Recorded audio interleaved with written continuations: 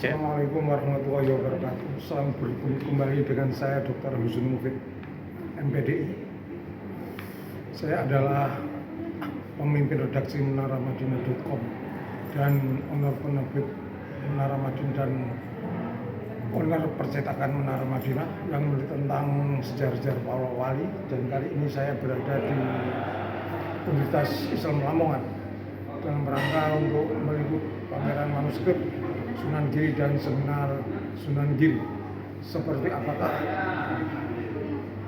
kisahnya, seperti apa pendapatnya dari Mas Eka selaku panitia di Universitas Islam Lamongan berikut ini. Dan sekian saja, bila perlu dibukukan, karena ini akan berhubungan tadi seperti yang diceritakan oleh Pak Fat tadi itu, bahwa tidak mungkin seorang adipati tiba-tiba seorang santri menjadi adipati kalau tidak keturunan dari keturunan dari Sunan atau belum dari raja-raja seperti itu. Ya, itu saja. Jadi terima kasih banyak untuk Pak Rektor, Pak Bambang juga yang luar biasa, tepuk tangan untuk semuanya. Assalamualaikum warahmatullahi wabarakatuh.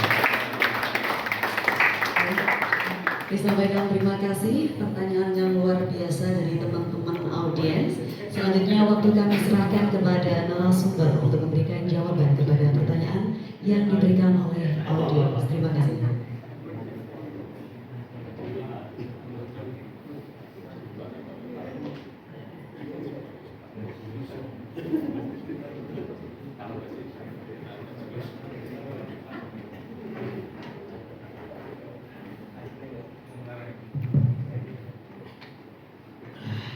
Luar biasa. Saya dibantu minta mau takon apa ya. Namun tugasnya ya. Yang pertama tadi dari Pak Fat. Ya, saya dengar tadi bertanya soal di Ponorogo itu pakai belangkon apa gimana?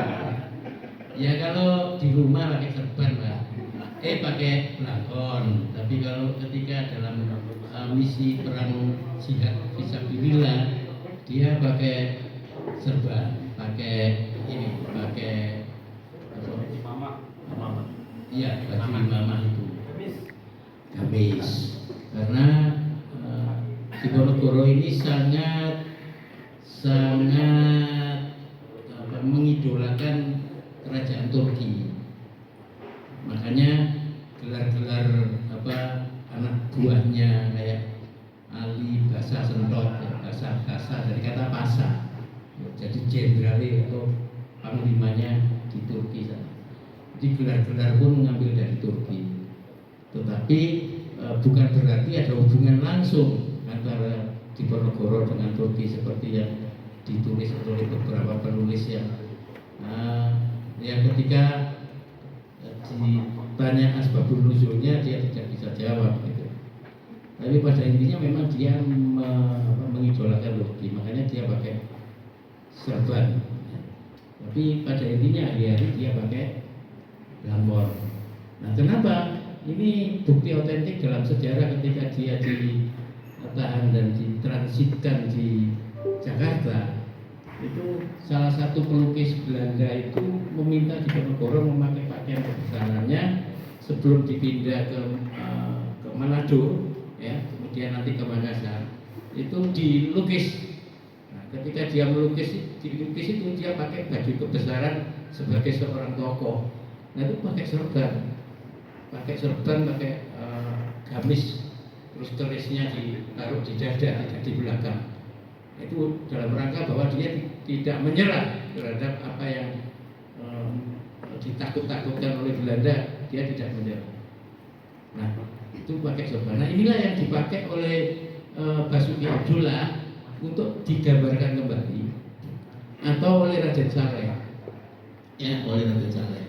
Nah, kalau yang pakai naik kuda itu Basuki Abdullah, kalau yang Raden Saleh waktu penangkapan, ya, penangkapan Pangeran Diponegoro. Itu ada dua versi, yang satu lukisan versi Belanda, yang satu lukisan versi Raden Saleh Indonesia.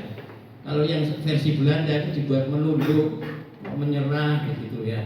Tapi ketika versinya Raden Saleh dibuat gagah, dadanya ditegakkan, kemudian kalau dia di hadapan para Belanda itu dia merasa tidak menyerah. Nah, ini contoh peran politik menggunakan karya seni ya seperti itu. Tapi pada intinya Diponegoro bagi Belanda pengkhianat, tapi bagi Indonesia adalah pahlawan. Itu bisa dilihat dari gambar-gambar itu. Jadi prinsipnya itu, wong Diponegoro Jawa pasti pelangkonan, ya. Tapi kalau dia waktu perang depan terus pakai sorban itu untuk memberi semangat bagi pasukannya.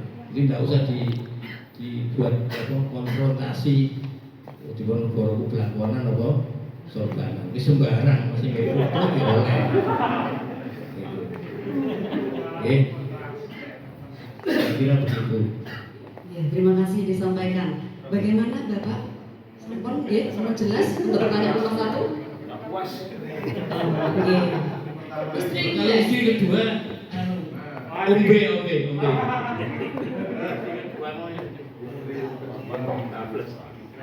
Saya sebenarnya cuma mau cerita ada buku karya dari istri kedua Raffles, ya, yang mendilit peran istri pertamanya.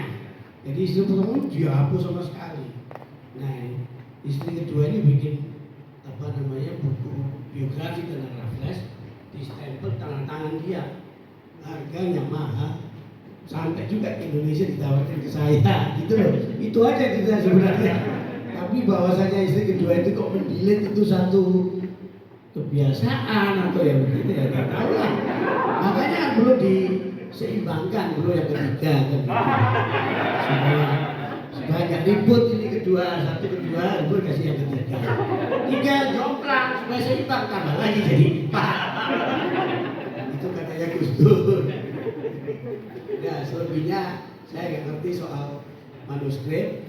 Ya saya bahasa kalau Coroko masih ngerti dikit-dikit lah. Nilai dulu waktu sekolah bagus, ya kan?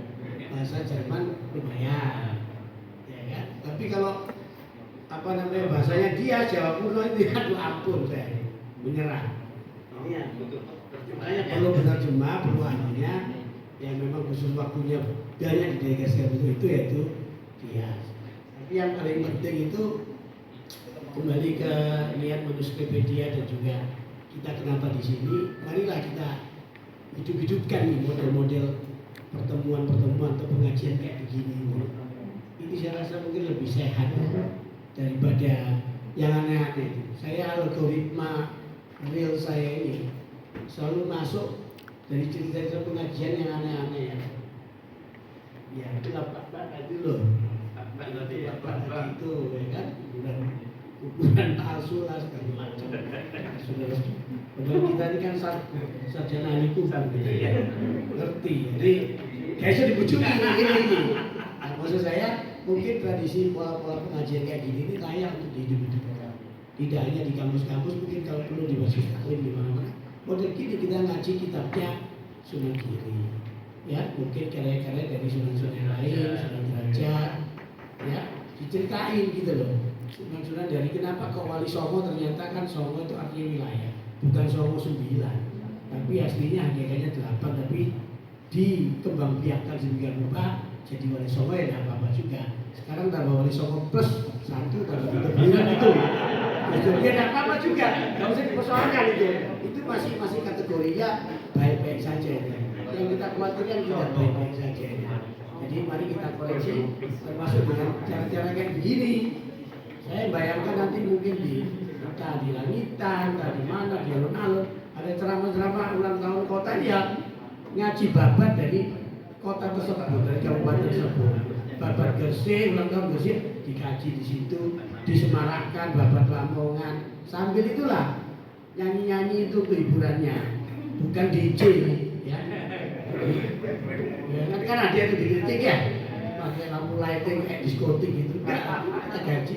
Banyak itu lirik apa jumlah suwe. Saya baru tahu jumlah suwe apa sih loh? Suwang jumlah suwang. Nyatet kabeh.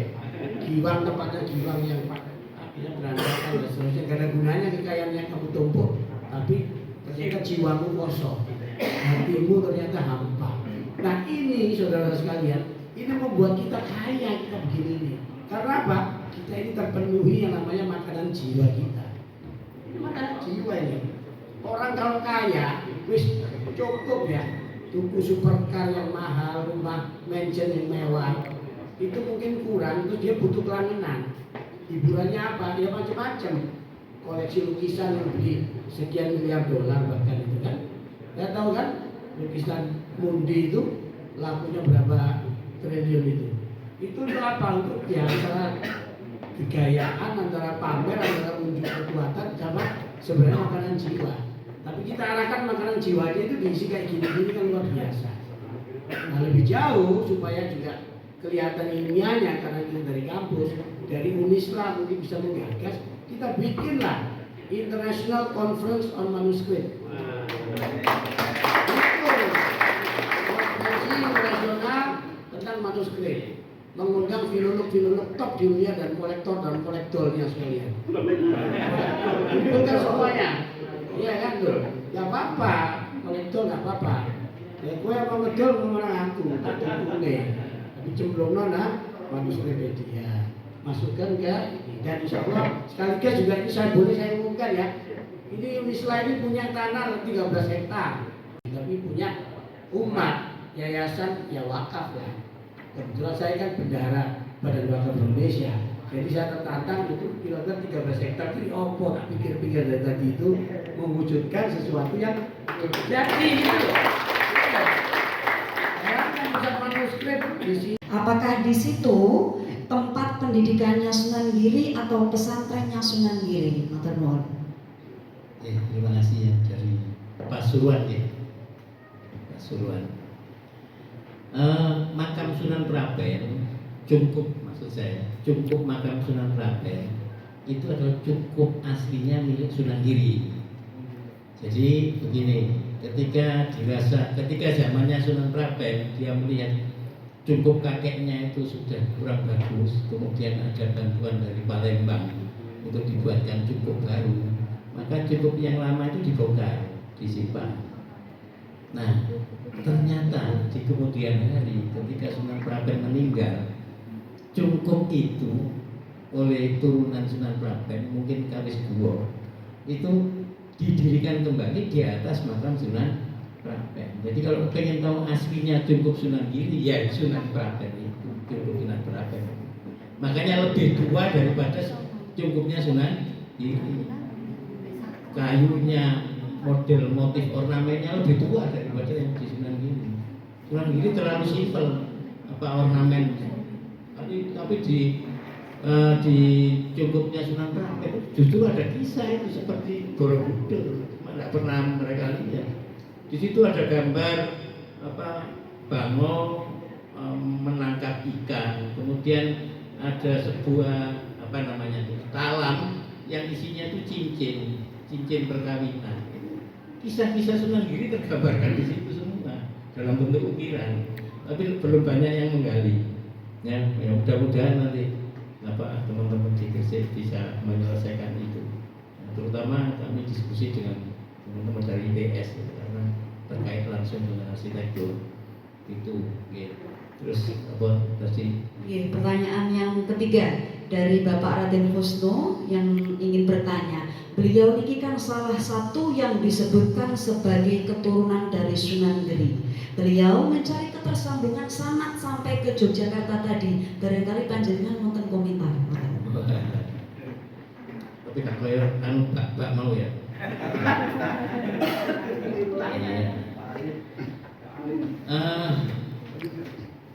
Ya hampir setiap minggu itu banyak tamu yang ke tempat saya itu cari sanad. Sing sakit kok mesti diguri. Ada yang tanya, aku turunan yang Giri, di anune apa silsilahe. Terus ada yang aku turunannya di Ponorogo. Ya yang saya punya saya tunjukkan. Iki loh silsilahe di Ponorogo sampai tahun sekian. Ini silsilahnya Giri sampai sekian. Ini silsilahnya Sunan Gresik Sayyid Ali Murtada sampai sekian dan sebagainya itu saya tunjukkan semua.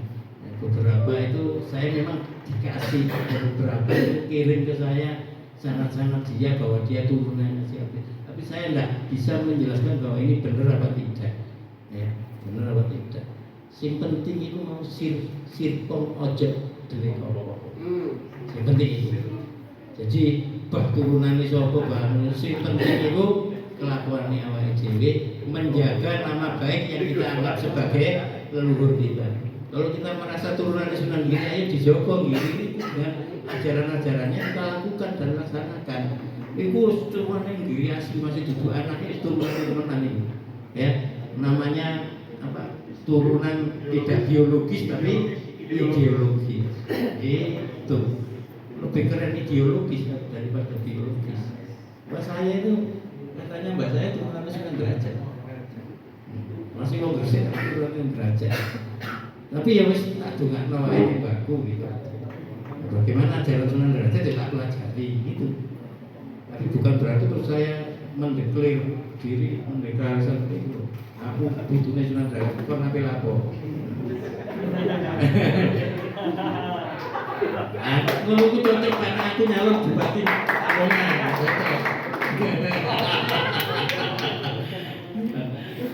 Saya kira begitu ya. Jadi yang penting memang ya. Jadi secara ideologi apa yang tertulis baik itu di manuskrip mana saja itu adalah apa yang dulu mereka sampaikan kita implementasikan masa kini. Diajari anak-anak kita dolenan, diajari apa dolenan tiba-tiba suwon, dolenan macanan dan gaman itu Sunan Giri Pak ya, lakon, diajari apa selidenan, jumpritan dan sebagainya ya, sambil memberi pelajaran nilai-nilai kearifan lokal yang terkandung di dalamnya ya, secara filosofis itu maknanya apa dan sebagainya. Nah, nanti kalau tidak jelas ya dibuka mana buku oh maksudnya Sunan Giri ini. Saya kira begitu yang sudah ada lagi. Yes. 14.000 ya. Itu Belanda mencuri apa beli atau kan nggak dijelaskan ya. Kalau hadis-hadis Sahih Bukhari bisa ke Indonesia dan kembali dicetak menjadi asli, itu kan ada sejarah ketika Wahabi berkuasa lalu dibawa para santri untuk ke Indonesia dicetak jadi murni. Nah, tadi dijelaskan di Belanda itu nyolong, tuku atau kita jual, nggak dijelaskan. Itu yang pertama. Karena ini penting Pak, karena kalau saya mendengar ceramahnya Gus Koyum, banyak naskah-naskah asli yang Gus Koyum itu punya, dijelaskan asalnya dari mana, termasuk yang di luar negeri. Tapi tadi Pak Kris itu nggak jelaskan, tiba-tiba dari banyak di sana, ada di sana. Di sananya itu seperti apa? Itu kalau ditelusuri ketemu Pak. Kalau nggak ngerti caranya saya bantu. Terus yang tentang Pak Fargur, tentang belangkon di Ponorogo, itu begini Pak. Belangkon dengan surban itu beda, nggak bisa disamakan. Orang ini pakai belangkon atau pakai surban. Karena apa? Belangkon itu filosofi Jawa yang lincip ngarep bendol buri Pak. Seperti pemerintahan di Indonesia itu bendol buri Pak. Buri-burinya elek Pak, tapi lincip. Nah itu filosofi juga. Setiap yang dipakai orang Jawa ada filosofinya. Sementara surban tidak begitu. Memang ada rekayasanya, kayak Raden Ajeng Kartini. Foto yang dibikin Belanda kan nggak pakai kerudung. Padahal Raden Ajeng Kartini foto aslinya kan pakai jilbab, muridnya Yai Soledarat kan. Nah seperti itu. Kalau saya di Ponorogo, saya yakin di Ponorogo nggak pernah pakai belangkon. Kalau nggak percaya tanya saya. Dan saya pun nggak jawab begitu. Terus begini, tentang Wali Songo. Yang Songo itu katanya kan tempat ya, sana. Jumlahnya 8. Tapi pernahkah Bapak meluruskan bahwa yang populer di kita ini kan Wali Songo dengan jumlah 9 wali yang populer itu. Lalu jika 8, siapa yang tidak di antara 9 itu? Karena yang disebutkan tadi di sana, itu banyak yang tidak tersebut wali-wali ini. Karena begini, Yai Sotik Genuk Watu, Jombang, itu kalau datang ke makamnya ini ada walinya apa enggak, itu beliau tahu karena bisa berdialog. Saya tidak menyebutkan di Lamongan ini ada yang populer sekali kita ziarahi, tapi sebenarnya tidak ada makamnya di situ. Saya tidak mau menyebutkan. Kalau di Bawean kayak Sunan Bonang, saya kan pernah juga ke Bawean, itu tertulis jelas Pak Sunan Bonang. Saya juga tahu cerita ini. Sehingga Haji Soko di Bawean juga makam panjang. Itu kenapa karena dia tertulis Buddha. Karena rombongan saya juga tahlil di situ. Begitu saya tahu Buddha, nggak ikut saya. Terus teman-teman saya kan nggak pakai baca gitu. Karena ada maesannya kiri kanan gitu.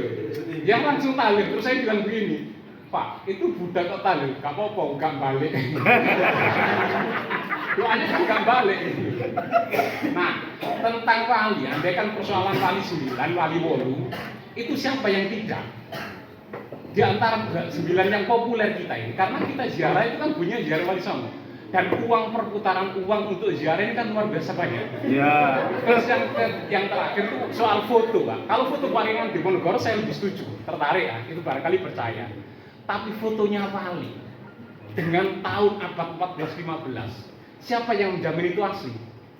Kalau tidak asli, kan kebohongan luar biasa, karena itu dijual. Dan ada namanya. Ya kan kita menjual fotonya Syekh Abdul Qadir Jailani umpamanya begitu. Siapa yang menjamin itu fotonya Syekh Abdul Qadir Jailani? Siapa yang motret? Siapa yang motret wali-wali itu ditulis? Kalau enggak itu kan kita menjual barang bohong, hasil bohong.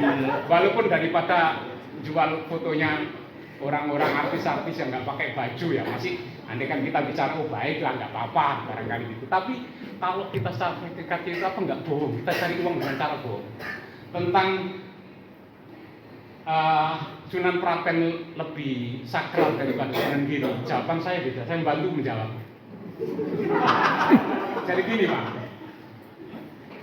Sunan Giri itu sekarang kenapa nggak sakral? Karena itu rebutan antar juru kunci antara Pemkab sama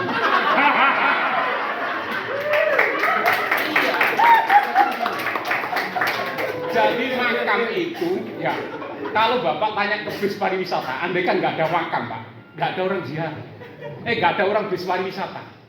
Karena bis pariwisata itu payu populer ini karena sejak adanya ziarah-ziarah yang luar biasa, sehingga timbullah makam-makam palsu itu.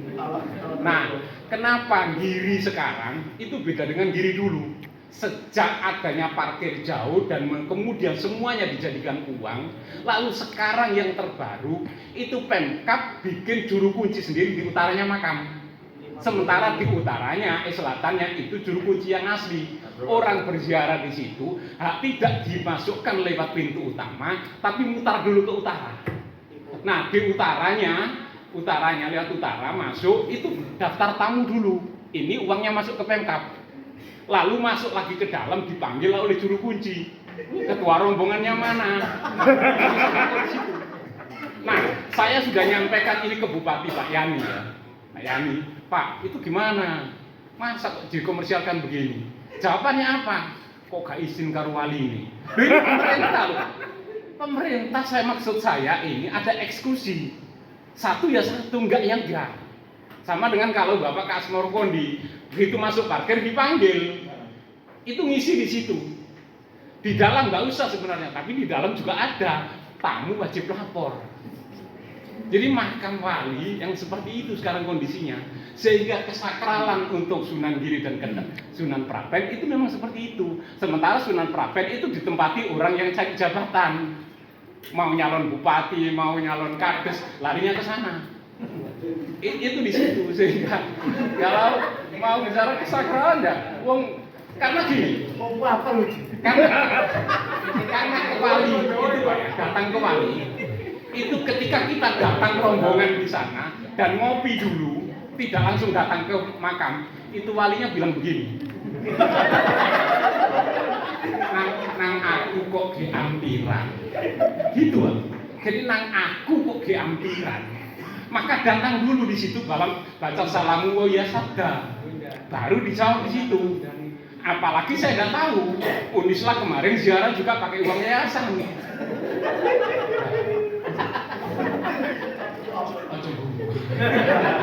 Penting sih kalau belum balik. Wong ziarah itu kan kepentingannya pribadi, mestinya duit pribadi. Tapi nanti kalau ternyata itu kok uang pribadi, saya mohon maaf. Terima kasih. Itu terkait dengan kajian sejarah, berarti ngomongnya ya soal sumber data primer atau tidak primer.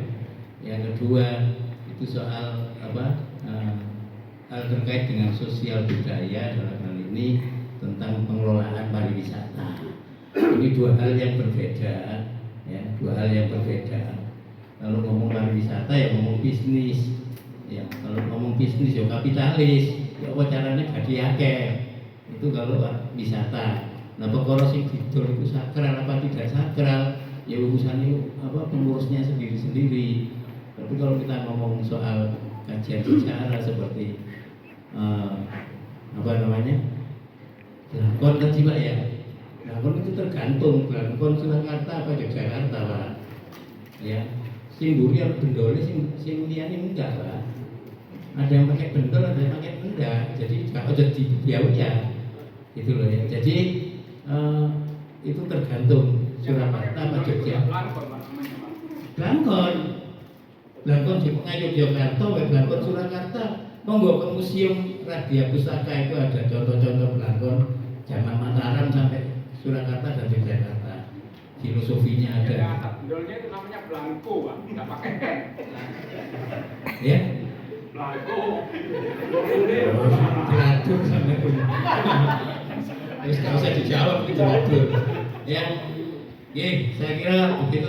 Jadi kalau soal apa, soal pariwisata saya nggak ngurusi pariwisata. Saya ngomong soal data, sumber data primer apa sekunder apa yang lain gitu ya.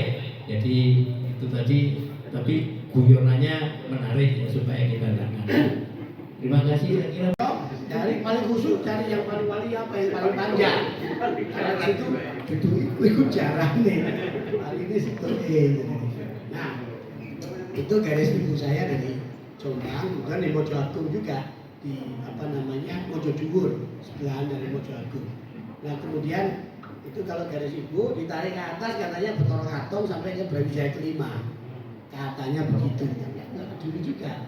Ya, bapak ngakunya gitu. Dari Bangara Cakraningrat segala macam, ya kan makamnya nenek itu kan nenek saya di Melajer di dekat Syekhona Khalil, ya sebelah berat batu dari makamnya Syekhona Khalil. Kemudian kalau bapak dari Mbak Ibrahim, ya, bapaknya bapak itu di Asta Tengki di Sumedang, ya wis itu, kok ini kira-kira nanti. Tapi kalau ngomong soal sanad apa namanya? Turunan segala macam itu duria itu silsilah itu jangan sampai keblinger kita ngaku silsilah duria ini duria itu tapi nggak bikin apa-apa, itu namanya musibah, nggak berangkat kecelakaan kata Gus Bah ya. Jadi kemudian sekali lagi ini mari kita tekadkan bersama-sama, kita wujudkan apa yang kemudian satu niat luhur untuk menjaga supaya naskah-naskah, manuskrip, inskripsi itu kita jaga betul di Indonesia sekuat tenaga. Saya pernah kira-kira lebih dari 5 tahun yang lalu menyaksikan pameran Motion the Object di kira-kira 25 km dari Paris di Prancis. Ada expo, satu stand gede itu jual cuma patok-patok kuburannya dari Indonesia, bahasa Arab juga dari Indonesia, mungkin dari Giri juga ada yang diambil di sana, dijual itu. Nah itu kan ironi itu, kenapa kok sampai ke sana, siapa yang meloloskan dan seterusnya, itu kan kriminal itu sebenarnya. Seperti juga ada Michael Hatcher yang mencuri manuskrip ataupun juga apa namanya artefak-artefak emas kita yang dibawa ke luar negeri atau sampai ke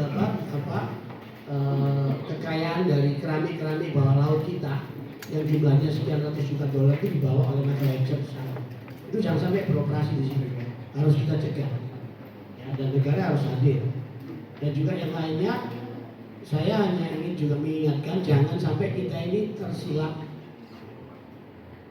ya, silau dengan adanya yang sekarang ini disebut sebagai adanya gerakan, bukan gerakan ya, program atau proyek digitalisasi manuskrip yang dibiayai oleh Bonal di luar negeri. Duitnya padahal nggak seberapa, tapi cara-cara melakukan digitalisasi karena masuk ke pesantren-pesantren dari Madura, Banyuwangi, segala macam, itu ujungnya kita kena jajahan kolonialisasi digital itu. Jadi yang penting-penting dari karya digital di sana, terserah fisiknya kamu pegang, fisiknya di kita. Tapi yang penting adalah semua isinya itu secara digital ada di museum-museum di luar itu. Nah ini harus kita atur, harus jangan sampai kita kalah dalam posisi itu. Mentang-mentang mungkin biar duitnya banyak, tak lihat berapa ratus miliar sih nggak sampai 100 miliar kok nilainya, nggak banyak. Jadi memang negara harus hadir gitu, jangan sampai kita kena jebakan proyek-proyek manuskrip, digitalisasi, tapi kita hilaf, kita lupa bahwa sebenarnya kita lagi akan dicuri itu. Harusnya itu semua kunci-kunci dari saya nggak ngerti ya, aspek digital itu tuh di sini juga. Ya, mereka minta izin, jangan terus kemudian mereka manfaatkan dipakai oleh institusi mereka. Orang yang mau mengakses dicas mahal, itu kan cilaka. Kita cuma dikasih bangga dengan fisiknya yang kita jadikan jimat. Ya kan? Nah itu yang harus kita balik dan dengan penuh kesadaran. Ya, disimpan di digitalnya kayak apa, di Google Drive kayak apa, pokoknya kita jaga. Nah manuskrip media termasuk dengan pusat studi manuskrip di sini, saya rasa berkewajiban untuk terus menjaga sekuat tenaga hal ini Pak ya. Saya rasa itu. Terima kasih banyak.